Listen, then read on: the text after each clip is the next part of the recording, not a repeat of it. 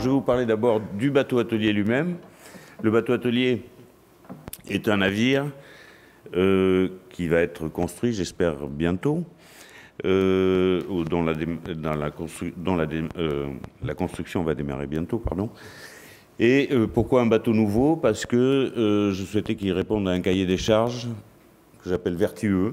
C'est-à-dire qu'aujourd'hui, d'avoir un cahier des charges qui permette à ces artistes, c'est-à-dire c'est un atelier flottant, il faut qu'il y ait de l'espace, de la lumière, donc c'est un grand multicoque,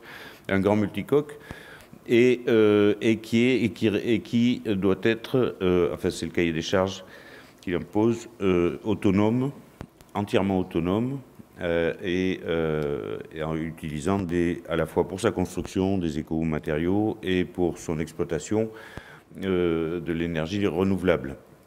Donc je me suis entouré pour ça très rapidement de personnes et amis d'ailleurs, avec qui je côtoie depuis très longtemps, comme Marc Van Petegem, l'architecte du bateau, l'architecte de ce gréement là, dont je vais vous parler, qui est un peu particulier, Hervé Henry, qui a conçu toute l'énergie du bord, qui m'avait aidé il y a une trentaine d'années à remporter le premier Vendée Globe, parce que c'est lui qui avait équipé mon bateau à l'époque avec des batteries au cadmium nickel qui sont un peu dépassées aujourd'hui, mais il se trouve que j'avais un équipement extrêmement fiable et économe qui m'a permis, c'était un des facteurs qui ont fait que j'ai remporté le Vendée Globe, et qui travaillait déjà à l'époque avec l'entreprise Saft pour créer des voitures électriques déjà il y a 30 ans. Thierry Eluer, un des meilleurs constructeurs, ou en tout cas dans le domaine des matériaux composibles, de constructeurs de navires, et qui a pris conscience, comme d'autres, comme Roland Jourdain, je ne sais pas si ça vous dit quelque chose, qui sont des gens qui ont pris conscience depuis un certain temps de la nécessité d'essayer de construire de façon la plus vertueuse, c'est-à-dire avec le moins de déchets possible, et sous d'ailleurs les directives de Christophe Ballet, qui est un chercheur enseignant à l'Université de Bretagne Sud, et qui a consacré sa vie justement à la construction vertueuse, et surtout notamment appliquée à la construction avec les matériaux composites, pour essayer de créer le moins de déchets possible, utiliser le plus de matériaux renouvelables possible, résines recyclables, etc. La plus grande originalité apparente, en tout cas, du navire, c'est l'aile, ce gréement un peu particulier, donc qui est apparu assez récemment, d'ailleurs, sur le grand voilier que vous voyez à gauche. C'est le bateau qui avait remporté la Coupe América en 2010, qui s'appelle Oracle, qui était dessiné par Marc Van Petegem, l'architecte du bateau-atelier.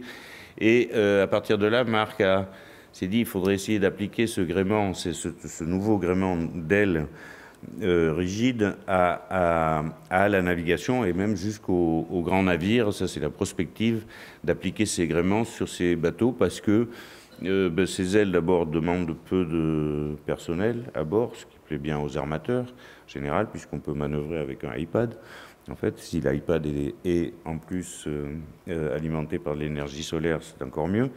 Et depuis presque une décennie maintenant, Marc Van Petegem a mis au point, avec une société qui s'appelle CNIM, de la Seine-sur-Mer, cette aile qui va équiper le bateau-atelier. En ce qui concerne l'énergie du bord tout simplement solaire, parce que le bateau a été conçu pour qu'il y ait une immense surface de panneaux solaires. Il y aura un peu d'hydroélectrique aussi, mais surtout une grande surface de panneaux solaires qui vont alimenter des batteries qu'on appelle lithium-ion aujourd'hui, et qui sont plus performantes et qui permettent, si vous voulez, d'avoir un bateau qui est autonome pendant une semaine complète dans toutes ses fonctions, sans le moindre soleil.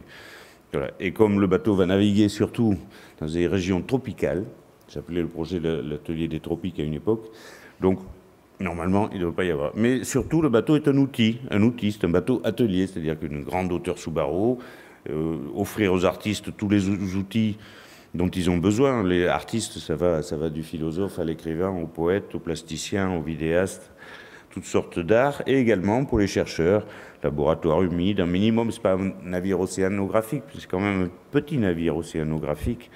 Et je vous parlais de l'équipage, donc du bateau. Voilà. Alors j'ai un exemple, vient de s'achever au musée du Quai Branly une exposition qui était consacré au bateau atelier, où j'avais proposé une navigation imaginaire du bateau, qui faisait courte escale aux Caraïbes, pour aller naviguer en Océanie, où j'avais invité à bord un certain nombre d'écrivains et de chercheurs, et certains que j'ai rencontrés pendant le voyage que j'ai fait, sans le bateau, mais en Océanie. Donc il y a des artistes très connus aujourd'hui comme Jean-Michel Alberola, un artiste contemporain français, Chantal Spitz, que j'ai découvert, une jeune auteure, en tout cas la première auteure femme du Pacifique, de Tahiti, Julien Creuset, artiste contemporain martiniquais, Pierre et Marie-Noël Otino, qui sont des anthropologues et historiens de l'IRD et du Muséum, Édouard Glissant, décédé récemment, en 2010 ou quelque chose comme ça, qui est un peu le maître à penser de ce projet, avec son pendant océanien un peu moins connu chez nous, qui s'appelle Epeli Aouofa, et j'y reviendrai là-dessus. Jean-Claude Roy-Terrail, qui est un linguiste tahitien fameux, Romuald Razoumé, un artiste béninois dont je reparlerai tout à l'heure, et Patrick Chamoiseau, qui est l'émule, le légataire d'Édouard Glissant. Donc voilà, c'était l'équipage qui avait constitué cette exposition. Et le parcours, là je ne sais pas si on voit les contours, je crois qu'on voit assez mal hein, sur la projection les contours, et il se trouve que c'est l'océan. Et les petits points que vous voyez là, ce sont les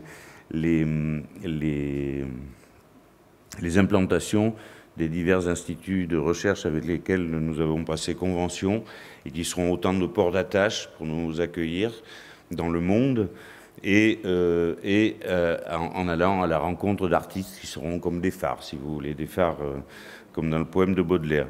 Alors si on parle d'une escale, des escales, ça c'est aussi, je vous propose de suivre le parcours de l'exposition du musée du Quai Branly, où j'avais proposé un départ vers l'ouest, donc vers une traversée de l'Atlantique, vers les Caraïbes et les côtes américaines. Donc c'est ce qu'on appelle la route des découvertes, mais aussi c'est une route qui a été très douloureuse, surtout pour les Africains et les Amérindiens, comme vous savez, mais qui a quand même créé, dans cette région du monde, c'était un fabuleux creuset d'artistes, de création culturelle, dont nous avons, par exemple, on connaît tous évidemment la musique, la salsa, les jazz, etc., qui ont été créés par ce phénomène, mais aussi dans la littérature, ce qui est peut-être un petit peu moins connu que Saint John Perse, par exemple, poète blanc guadeloupéen, a eu le prix Nobel en 1960, jusqu'à Derek Walcott. Patrick Chamoiseau dit toujours, par exemple, qu'il se sent plus proche de Garcia Marquez, auteur colombien blanc bien connu, plus proche de Garcia Marquez que de Alain Mbambankou qui est congolais, ou de Modiano qui est blanc français, alors que Patrick est le mélange des deux, en quelque sorte.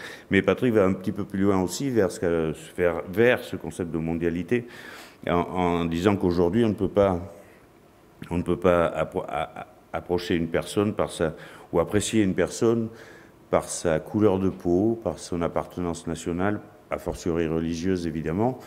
Et c'est ça qui me plaît dans cette pensée. Cette pensée aujourd'hui, Patrick n'hésite pas et même s'impose le devoir de parler aussi bien des pesticides qui empoisonnent son île de Martinique que des migrants en Méditerranée ou des islamistes au Sri Lanka. C'est cette pensée archipélique dont parlait Édouard Glissant qui me plaît bien et qu'on retrouve chez Peter Doig, la peinture qui est en bas, qui est un des plus grands artistes aujourd'hui internationaux, mais qui est un Écossais qui a fait ses études au Canada et qui s'est installé dans l'île de Trinidad en Martinique, ou comme le jeune artiste contemporain Julien Creuset, qui s'inspire aussi du passé, de la mémoire coloniale pour faire ses œuvres, comme d'ailleurs Romuald Razoumé, l'artiste béninois dont je vous parlais avant, qui fait des masques, ce qu'on appelle des masques bidons, c'est-à-dire que c'est dans la pure tradition des masques africains, sauf qu'il les fait avec des déchets de notre société de consommation. Donc tous ces gens-là appartiennent un peu au même monde et appartiennent à l'équipage du bateau atelier. Je passe rapidement sur alors, une escale pacifique. Alors je parle, c'est très Je trouve que de se tourner vers le passé, de regarder nos mémoires est une chose très importante. Et dans le Pacifique, il y a deux types de mémoire. Il y a la mémoire des popas. Les popas, c'est nous. Popa, ça veut dire peau brûlée en tahitien, et c'est comme ça que les Océaniens nous ont appelés. Quand au 19e siècle, et même avant, on est arrivé là-bas parce qu'on supporte mal le soleil. Donc la mémoire des popas, et j'en suis le produit, parce que il se trouve que aux Marquises, où j'ai travaillé pour cette exposition sur le voyage imaginaire du bateau atelier aux îles Marquises, il se trouve qu'au tournant du 20e et du 19e et du 20e siècle, il y a 4 auteurs qui ont beaucoup compté, moi, dans ma vie, qui ont fait ce que je suis, peut-être, sans doute. C'est Robert Louis Stevenson, Jack London, Victor Segalen, London, j'ai cité, et évidemment Paul Gauguin, et qui se sont croisés sans jamais se rencontrer d'ailleurs dans ces îles. Ils auraient pu d'ailleurs. Ils se sont croisés d'ailleurs on voit pas très bien sur mon tableau là, mais j'avais peint un tableau où Gauguin rencontre Stevenson à Wapu. Ils ne sont pas allés. Ils sont jamais allés ni l'un ni l'autre d'ailleurs. Mais il se trouve que cette mémoire à la fois a fait ce que nous sommes. Là, j'avais peint sur une baie aux Marquises, à la fois Gauguin, Stevenson, London, la femme de London et Victor Segalen. Donc il n'y a que Stevenson qui est allé sur cette plage. Mais peu importe. Le pas, c'est que j'ai appelé ce tableau conspiration d'ailleurs, parce que tous ces auteurs et artistes de l'époque avaient une sorte de méfiance, voire même enfin, tenaient des propos relativement agressifs sur l'administration coloniale de l'époque, mais à la fois, c'est une double conspiration parce que ils nous ont transmis une idée un petit peu idéaliste d'un Éden du Pacifique, contre leur gré, je pense. Ils ont travaillé comme Herman Melville, qui était passé un petit peu avant, qui raconte un séjour, effectivement, qui a beaucoup inspiré des auteurs par la suite, et nous, sur notre idée que nous nous faisons des Marquises, mais qui était un petit peu idéalisée. Donc j'ai, par exemple, sur la droite, je ne sais pas si c'est assez clair, mais j'avais illustré son premier livre, c'était un jeune marin sur un baleinier américain en 1840 qui était arrivé, le jeune Melville avait déserté le baleinier et était allé se réfugier dans l'île et s'était réfugié dans une vallée qui s'appelle les Taipis, qui était peuplée par une tribu éponyme des Taipis qui était réputée pour être les pires anthropophages du Pacifique, et il en a fait une description de bons sauvages qui était très précise d'ailleurs, ça c'est sûr qu'il a séjourné avec eux, mais il y avait un détail, par exemple, il disait qu'il avait été reçu très bien, donc évidemment il n'avait pas manqué de jouir des faveurs d'une jeune Taipi à l'époque, avec laquelle il se promenait en pirogue sur le lac de Taipi, dans la vallée de Taipi. Et à un moment donné, la jeune, selon le récit de Melville, a enlevé son pagne pour en faire une voile pour mieux circuler sur le lac, ce qui est très peu crédible pour ceux qui ont fait un peu de bateau. Et d'autant plus qu'il n'y a pas de lac à Taipi, donc c'est une invention pure de Melville, et qui a laissé cette idée d'évainer, langoureuse, offerte. D'ailleurs, Gauguin ne s'est pas privé de transmettre le même message, et qui n'est pas tout à fait réel. Donc les Vainiers étaient certes plus offertes qu'ailleurs, mais pour la bonne raison que les Océaniens s'étaient rendus compte que si on offrait les femmes, on prenait moins de boulets sur la figure. C'était un peu ça le deal. Et la deuxième mémoire de l'Océanie, c'est la mémoire océanienne. La mémoire océanienne qui a été transmise et qui a été... donc je montre la personne à droite, c'est Peli Auofa, qui était professeur anthropologue à l'université de Fidji, qui est l'université du Pacifique, et qui a enjoint tous les Océaniens à se regrouper et à recouvrer cette mémoire, parce que pendant très longtemps, jusqu'à il y a très peu de temps, la mémoire des Océaniens était cantonnée dans la préhistoire, donc ce qui s'est passé avant l'histoire. Avant l'histoire, c'est avant l'arrivée de Cook, de Bougainville, de Wallis et tout ça, des Européens, alors qu'il y a une véritable mémoire. C'est pas un passéiste, mais c'est très important de respecter son passé et d'être fier de son passé pour pouvoir affronter le présent. D'ailleurs, en Océanie, c'est un détail, mais c'est important, la notion du temps n'est pas tout à fait perçue comme nous. Il n'y a pas de, par exemple, dans les langues océaniennes, quelles qu'elles soient, il n'y a pas de futur, pas de passé, il n'y a que du présent, c'est un chapelet de présent, comme ça. Et le passé est conceptualisé, mais contrairement à nous, on fait face au passé. Nous, on a le passé dans le dos et on fait face à l'avenir. Alors que en Océanie, c'est exactement l'inverse, c'est-à-dire qu'on fait face au passé et l'avenir, il est dans le dos. En fait, c'est un concept très évanescent qui n'existe pas vraiment. Et donc là par exemple, justement, Epeli Aouofa cite dans ses ouvrages, cite Milan Kundera, c'est assez éloigné, c'est un chercheur tongien du centre du Pacifique, et Milan Kundera tchèque, mais il cite le Kundera de l'époque soviétique où l'Union soviétique était en Tchécoslovaquie, où Kundera disait le combat de l'homme contre le pouvoir, c'est la lutte de la mémoire contre l'oubli. Voilà, il se trouve que ce même Kundera, dans son dernier ouvrage Rencontre, mentionne une rencontre avec Patrick Chamoiseau aux Caraïbes, et c'est ça qui m'amuse, qui illustre bien la pensée archipélique, qui motive un peu qui est un peu la philosophie du bateau atelier. Donc, Epeli Aouofa a été écouté par les Océaniens. Et je vous montre deux équipières de cette navigation imaginaire du bateau atelier.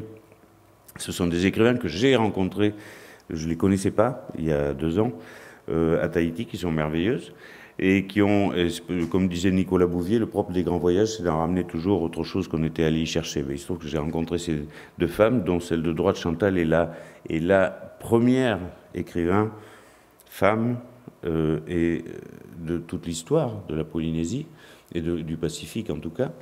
Et ce sont des femmes qui ont travaillé qui racontent aujourd'hui la réalité. Donc elles peuvent vous parler de la réalité des Vainés aujourd'hui, la réalité sociale à Tahiti, et évoquent aussi le passé, se tournent effectivement face au passé, pour raconter quel était l'état d'esprit, surtout s'attarde sur le polythéisme qui avait régi les relations de l'homme avec son environnement autrefois, où chaque chose en fait avait un dieu, et c'était une façon de préserver et de respecter les choses de la nature, alors que nous, avec le monothéisme, qui est comme on est créé, si vous voulez, Dieu nous a créé à son image, n'est-ce pas? Ça nous a laissé libre cours pour exploiter la nature, et qui devient la nature le projet principal du bateau atelier. Et là, je ne sais pas si on voit très bien sur ces projections, mais j'ai travaillé avec Pierre et Marie-Noël Lotino, donc historien et archéologue aux Marquises, avec la fédération Motuaka, qui avait fait un travail remarquable d'essayer de retrouver ce qu'ils ont fait, toute la toponymie originelle marquisienne des littoraux qui avaient été en passe d'être oubliés.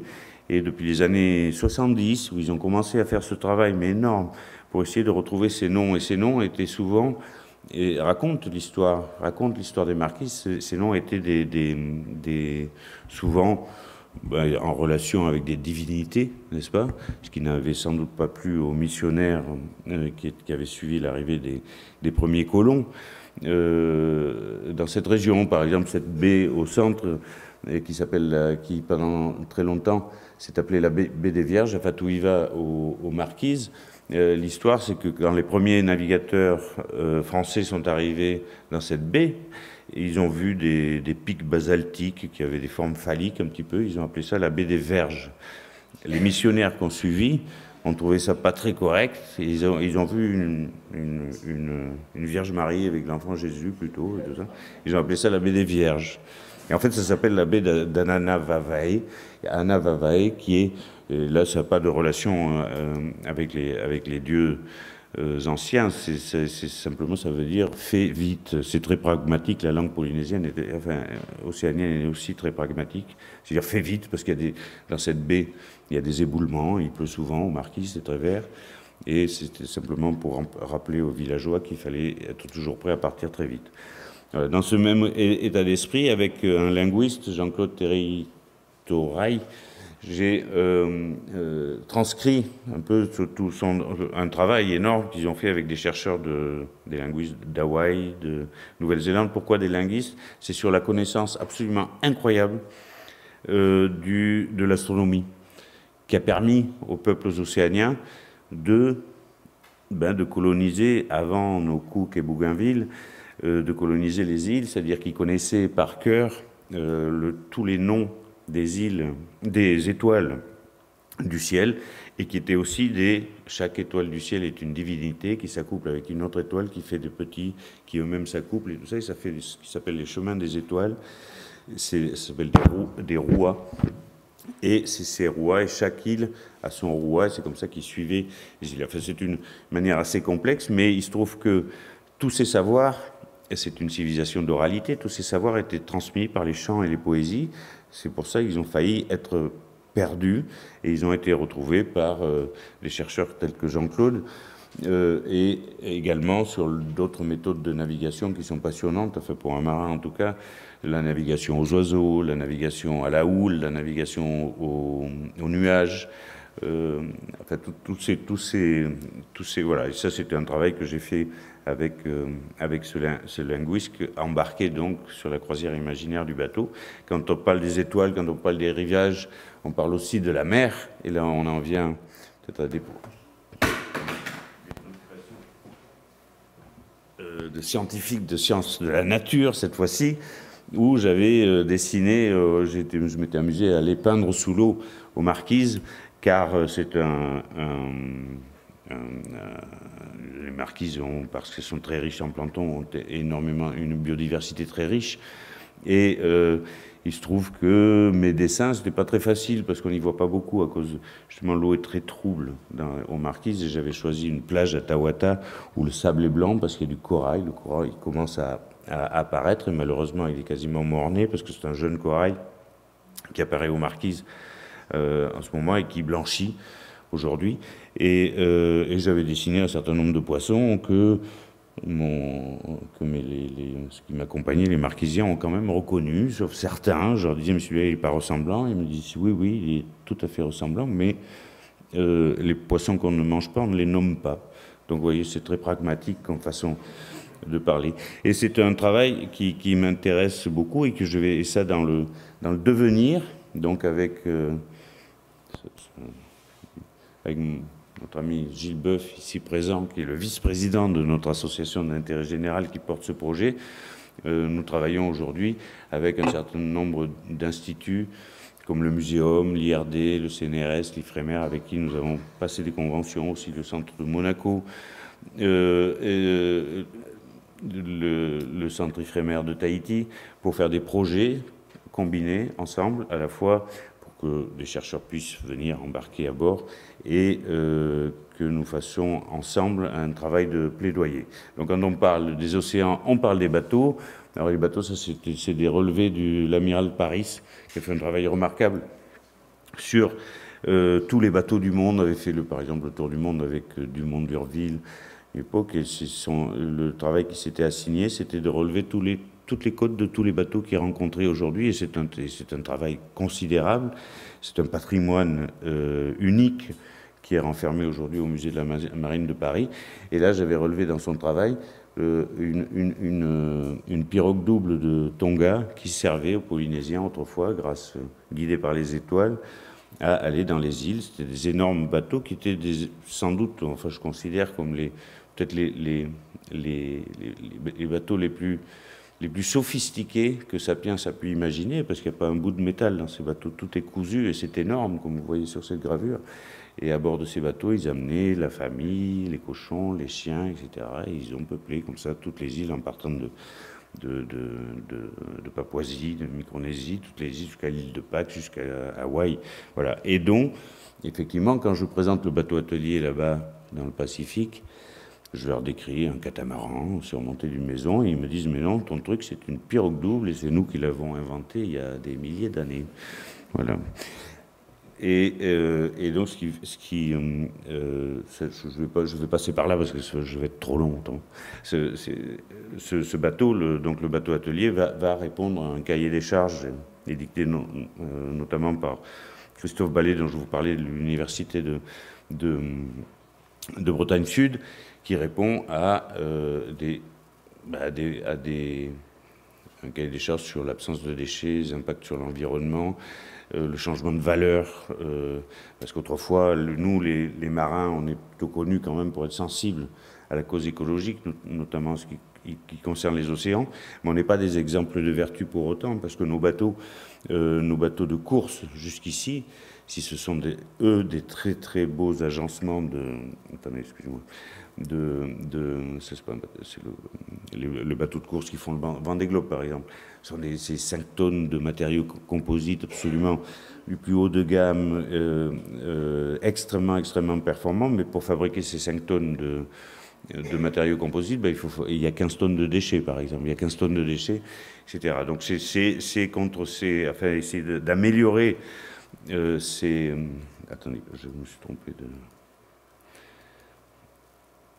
Voilà, donc le principal travail la principale mission quand même du projet du bateau atelier, c'est le rayonnement. Et le rayonnement est de faire participer donc à ces chercheurs et de faire ce travail combiné, d'essayer évidemment de le diffuser sur les moyens modernes aujourd'hui, Internet, les réseaux sociaux, etc., mais aussi sous forme d'exposition avec le président de notre association qui est Jean de Loisy, le nouveau directeur aujourd'hui de l'École nationale des beaux-arts, qui me conseille dans ce domaine. L'exposition du musée du Quai Branly part aujourd'hui au centre Djibaou, à Nouméa, puis il va au musée de Tahiti et des îles, puis ira dans d'autres ports à la fois du sud-est asiatique et de l'ouest américain.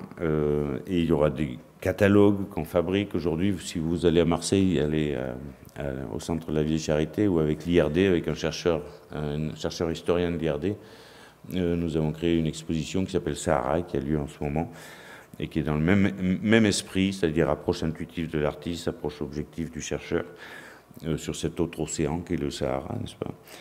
Il y aura une collection de livres on travaille dessus pour le lancer l'année prochaine, collection de romans. Donc je vous parlais des jeunes écrivains de Tahiti, comme Chantal Fiction. On va essayer de faire une collection où on va essayer de faire connaître au reste du monde cette vision nouvelle des jeunes océaniens en l'occurrence, vision des artistes océaniens et des écrivains océaniens sur le monde. Bon, ça c'était un extrait d'une interview de Chantal Spitz.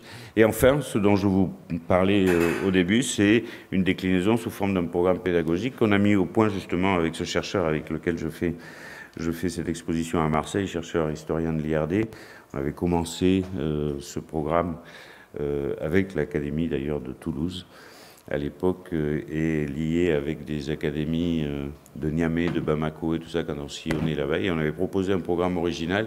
Alors, je vois pas très bien, moi, les dessins, là, c'est un peu altéré, qui sont des cahiers. En fait, on propose des cahiers aux écoles qui sont des thématiques qui sont abordées par des scientifiques et illustrées par des artistes. Et on demande aux professeurs et aux élèves de travailler sur ces thématiques qu'on leur propose, mais justement avec les outils de l'art et de la culture, et ça a très bien marché, aussi bien du côté africain que du côté français. Donc on a développé un premier programme qui démarrera lorsque la construction du bateau va commencer, et qui s'appelle « Dessine-moi un bateau », qui est une série de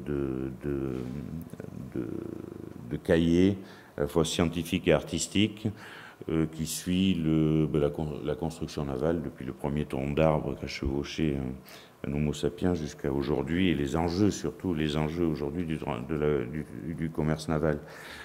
Exemple du binôme, le début d'Olivier Le Carrère, qui est l'ancien rédacteur en chef de la revue Bateau, qui est un grand connaisseur de la voile au XXe siècle, a fait une un travail sur l'apparition de la voile.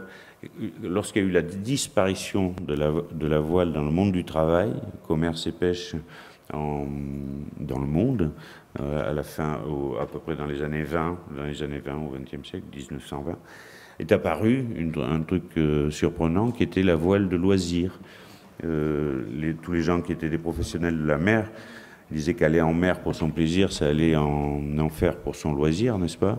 Et ils ont vu apparaître des bateaux qui étaient des bateaux de milliardaires, et puis qui ont donné lieu aux tours du mondiste, aux coureurs d'océan comme moi, et puis aujourd'hui aux industries nautiques, et avec les enjeux dans la construction navale que ça puisse avoir. Et parallèlement, est né, avec la voile de loisir, est né l'impressionnisme. Et ici, il y a un historien de l'art qui nous a fait pour des raisons aussi, certaines raisons concomitantes d'ailleurs, l'invention de la peinture, de la peinture en tube, par exemple, tout simplement, la prédomination de la photographie dans la représentation des choses.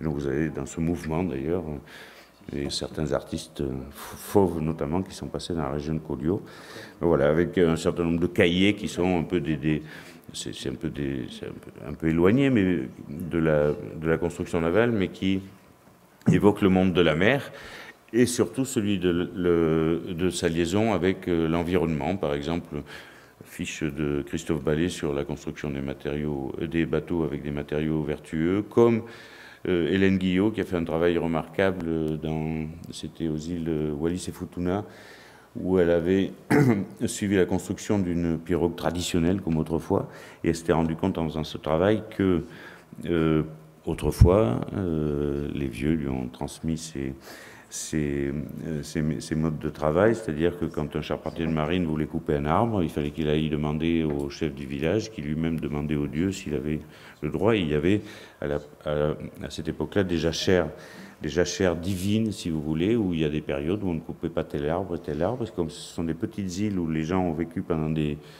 siècles et des siècles en construisant beaucoup de pirogues, beaucoup de cases, beaucoup ont utilisé, ils ont su par ces méthodes de jachère divine préserver leur environnement.